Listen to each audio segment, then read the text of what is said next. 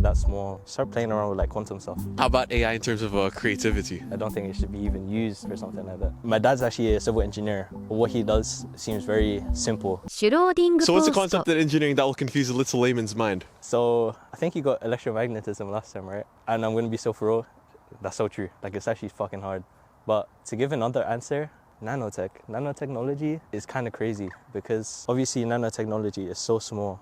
It's like 10 to the minus 9 meters. Like, you can't even see that. The fact that you can even do stuff that tiny is just kind of crazy. So for example, transistors, right? Transistors are already like tiny nowadays. So the fact that you can even get stuff that tiny, put a bunch of them on something, and there, you just have like a CPU, like a computer. I feel like that's kind of insane. I remember there's something about Moore's Law or something, where it's like every couple of years, the number of transistors you can put in a CPU, was it? Yeah. It doubles. Doubles every like 2 years or so, something like that. I remember in one of my lectures, the lecturer actually kind of laughed, saying it wasn't really more of a law, but more of an observation. They just called it a law. I mean, that's true, but I think nowadays it's kind of bottleneck, because obviously you can only fit so many in a given area, you know? Yeah.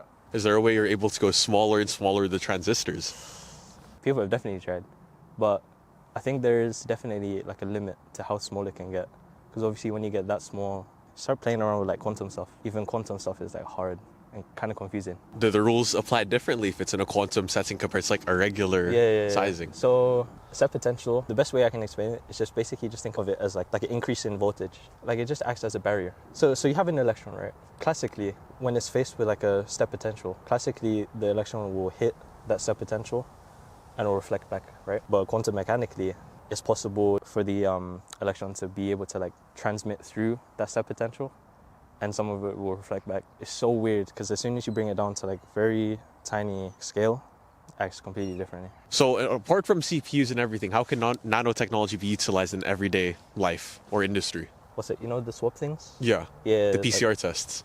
Yeah. So basically, like, how that worked was you would get the sample, you put it into the testing sample bit, and you know how it would go through whatever was in it. The way it worked was, so it would be the control line and the actual, the test line. So when the sample goes through the control line, in that control line, there's like tiny nanoparticles. Like, it would just catch the particles, right? That's why there's 2 lines or something like that. Yeah, there's control and then there's test, if I remember. Yeah. So it will literally like catch both lines. If the control line shows up and only the control line is negative, right? Yeah. But if both the control line and the test line is positive, the COVID particles just kind of stop there. Like, nanotechnology was one thing that people were really, really scared about like a couple like years ago, because they were scared that nanotechnology might take over the world or something. What do you think about that? I mean, I wouldn't say it would take over the world. I think, if anything, AI is like the biggest thing we should worry about right now anyway. I don't know, I don't think nanotechnology is that scary. Yeah. There's probably some like medical things you should worry about, but right now, I don't think there's anything wrong. Why do you think AI is the bigger threat then? You know all of those movies where it's just like AI stuff, like Terminator? Movies like that, I think, you know, it just kind of fuels your fears to an extent. And also, like, have you seen those memes? Not really memes, but like pictures where it's just like, it'll be an ad and it'll be like, don't hire humans again. Start using AI. And it's like a company that's already using AIs. I think that's kind of scary and kind of crazy. In terms of engineering, how likely is it to be taken over by AI? Like, AI is taking over engineering jobs. Yeah. I don't think it's too possible, because obviously you still need someone to do all of that. Yeah. Like, all of the engineering roles. I don't think you should heavily rely on AI. Like, it's good to use it. To heavily rely on it is kind of crazy. Why is that? I don't think AI is like 100% right all the time. Yeah. Same thing with humans. At least with humans, there's always going to be that, I want to say safety, because obviously humans know how other humans will react.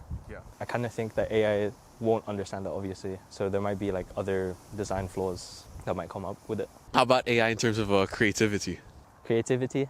Oh, I don't think it should be even used for something like that. Why is that? Because like drawings, paintings, art, there's a lot of humanness in it, if that makes sense. You've seen AI art before. Yeah. They look the same. It just feels lazy. You can just tell when it's AI. I'm going to be so for real. As soon as I see AI art, I immediately make a sad face, because it's so lazy, you know. Like, you literally could have gotten someone to draw it for you, and it'll be 100 times better. Yeah, it loses the humanity of it, like you said.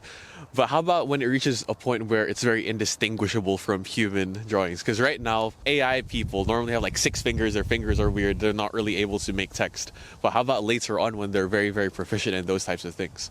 Yeah, I feel like that's going to be a very hard thing to do, to like detect. Yeah.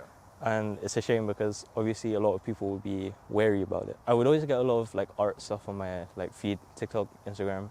Like there will definitely be people in the comments doubting it. They can't believe a human actually drew it. Yeah. And you know, that's really scary. Why are we giving these robots like the credit for it, you know? Yeah.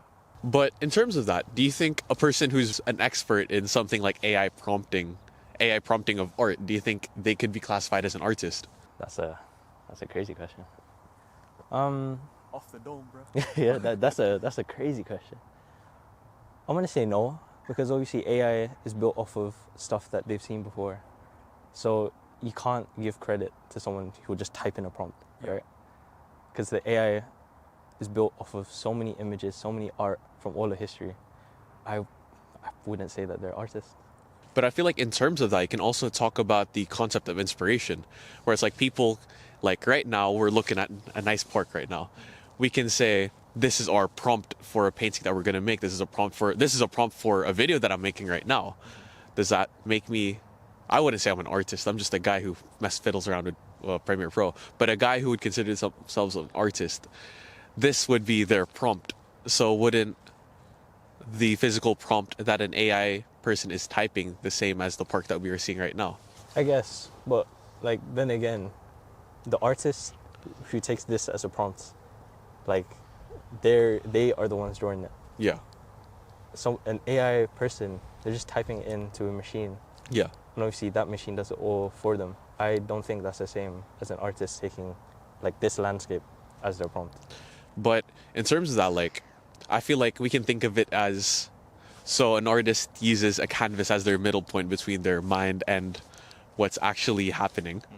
We can think about the AI prompter using the computer as the middleman between what the person is thinking and the end product. At that point, I think it's a very different like thing then, you know. Why is that? I really just don't think computer generated art or images is art. Yeah. You know how you said the machine is the middle point between the art and the image? Yeah. That's definitely its own thing. I would not, like, I'm gonna keep saying this, I don't think it's the same. Are you able to blind rank these engineering degrees based on difficulty? Maybe, we'll see. Nuclear. You know what, I actually haven't heard a lot of nuclear engineering. Like, I don't think I know anyone who does that. In terms of difficulty, I'm gonna place that at 4. All engineering is difficult, right? The whole concept of nuclear physics, I actually don't remember a whole lot of it, but I just remember it being a bit confusing. So I think 4 is a good spot for it. Civil. Civil, it's the engineer of buildings and like just infrastructure, right? Yeah. So that's obviously a lot of like mechanical stuff. I don't think mechanical is too difficult. A lot of people shit on civil for being easy. My dad's actually a civil engineer. What he does seems very simple compared to like obviously electronics. Yeah.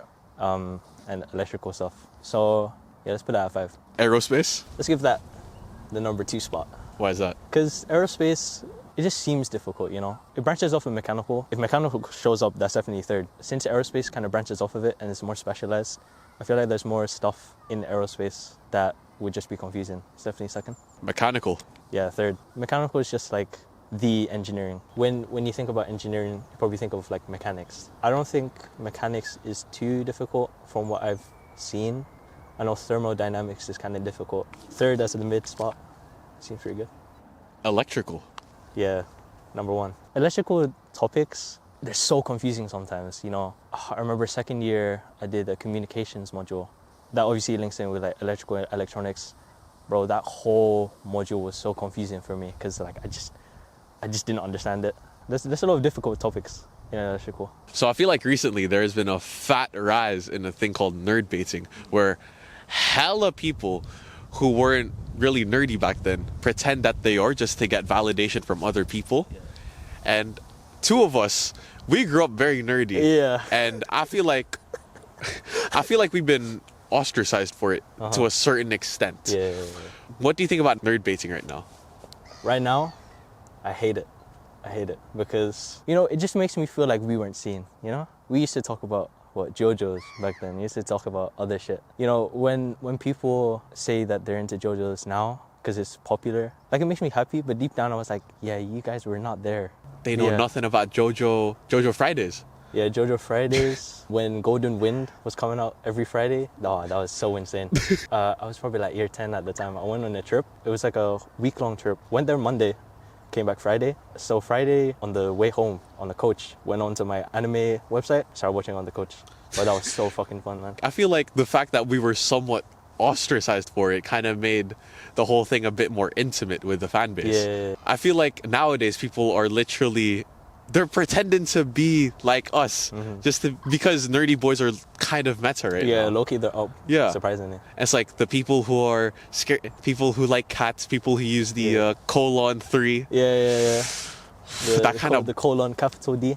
I'm saying. Yeah, shit, like people... I feel like this is the definition of cultural appropriation. Oh, actually on TikTok the other day, I remember I got a vid. Yeah. I showed it to my brother because I was like, yeah, you know what, I actually agree. What was the TikTok? Literally what you're talking about, like nerd baiting and how it's like so bad nowadays. And obviously people would just use it just to, you know, appeal to women. I mean, to an extent, like you don't own it to people who nerd bait.